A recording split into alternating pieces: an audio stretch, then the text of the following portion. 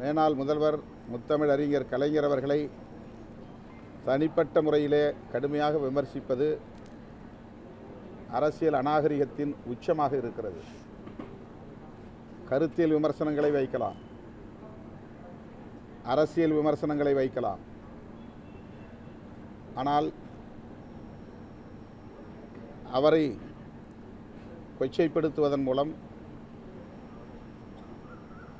மேலும் பதற்றத்தை உருவாக்க வேண்டும் என்பது அவர்களின் நோக்கம் என்பதை உணர முடிகிறது. ஆகவே ஒட்டுமொத்தமாக அரசியல் செயல் திட்டங்களை வரையறுத்து கொண்டு சட்டம் ஒழுங்கை சீர்குலைக்க சில சக்திகள் செயல்பட்டு வருவதை அறிந்து சட்டம் ஒழுங்கை காப்பாற்றுவதற்கு அரசு நடவடிக்கை எடுக்க வேண்டும் என்று வலியுறுத்தியிருக்கிறோம். சட்டம் ஒழுங்கை சீர்குலைக்கக்கூடிய சமூக விரோதிகளை பாதுகாக்கக்கூடிய, அடைக்கலம் தரக்கூடிய அமைப்பினர் அல்லது கட்சியினரையும் கண்காணிக்க வேண்டும், அவர்கள் மீதும் உரிய நடவடிக்கை எடுக்க வேண்டும் என்று கோரிக்கை மனுவாக வழங்கியிருக்கிறோம். அத்துடன் நீட் தேர்வு குறித்தும் கிரிமினல் சட்டங்களை சீராய்வது தொடர்பாகவும் மனு ஒன்றை அளித்திருக்கிறோம். அதற்காக அனைத்து கட்சி கூட்டத்தை உடனே கூட்ட வேண்டும்.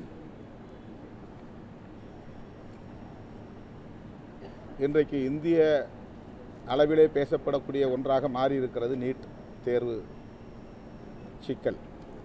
தமிழ்நாட்டில் மட்டும் ஒலித்துக் கொண்டிருந்த குரல் இன்றைக்கு நாடாளுமன்றத்திலே ராகுல் காந்தி போன்றவர்களும் வலுவாக பேசக்கூடிய அளவுக்கு இந்த பிரச்சனை மாறியிருக்கிறது. இதிலே ஊழல் முறைகேடுகள் நடந்துள்ளன, அது உறுதிப்படுத்தப்பட்டிருக்கிறது. அந்த வகையில் அதை மூடி மறைப்பதற்கு பாஜக முயற்சிக்கிறது. வினாத்தால் கசிந்தது உறுதி செய்யப்பட்டிருக்கிற நிலையில் உச்சநீதிமன்ற தலைமை நீதிபதியே விசாரணையின் போது அதை உறுதி செய்திருக்கிற நிலையில் இது சம்பந்தமாக திமுக அரசு உடனடியாக இதில் தலையிட வேண்டும். குறிப்பாக வரும் 18ஆம் தேதி இந்த விசாரணை வரவுள்ள சூழலில்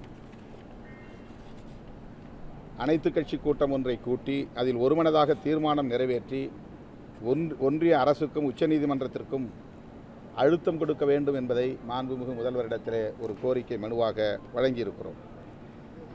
அதேபோல நாடாளுமன்ற உறுப்பினர்களை, எதிர்க்கட்சி உறுப்பினர்கள் அனைவரையும் வெளியேற்றிவிட்டு, இடைநீக்கம் செய்துவிட்டு இந்த 3 கிரிமினல் சட்டங்களை நிறைவேற்றி அதை நடைமுறைக்கு கொண்டு வந்திருக்கிறார்கள். அவற்றை நடைமுறைக்கு கொண்டு வந்து மாநில அரசுகள் நிறைவேற்றுவதற்குரிய அழுத்தத்தையும் தந்து கொண்டிருக்கிறார்கள். ஆனால் தமிழக அரசு அது குறித்து ஆய்வு செய்வதற்கு ஓய்வு பெற்ற நீதிபதியின் தலைமையிலே ஒரு ஆணையத்தை அமைத்திருப்பது வரவேற்க தகுந்தது. அதனை வரவேற்று பாராட்டினோம்.